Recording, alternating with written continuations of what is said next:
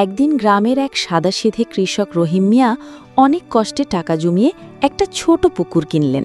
বাহ, পুকুরটা আমার পছন্দ হয়েছে। বিকেলে টাকা নিয়ে কাগজপত্র আমায় বুঝিয়ে দিও, ঠিক আছে? ঠিক আছে রহিম ভাই, এখন থেকে আপনার পুকুর আমার টাকা।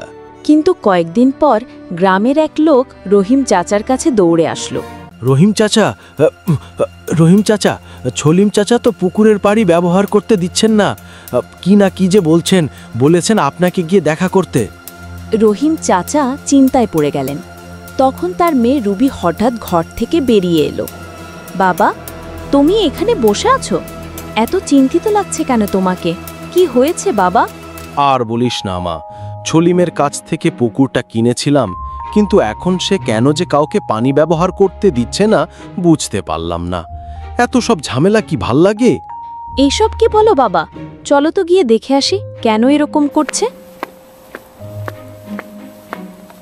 কি ব্যাপার ছলিম, তুমি নাকি কাউকে পানি ব্যবহার করতে দিচ্ছ না?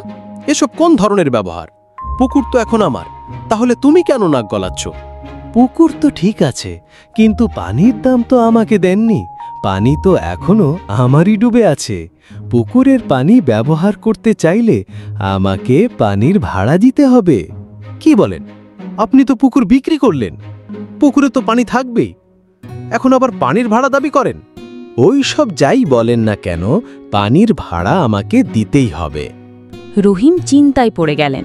তখন তার দশম শ্রেণীতে পড়া মেয়ে রুবি বলে উঠল, ঠিক আছে চাচা, আপনার পানির ভাড়া আমি দেব, তবে আপনি যে আমাদের পুকুরে পানি রেখেছেন সেই ভাড়াটা আগে দেন।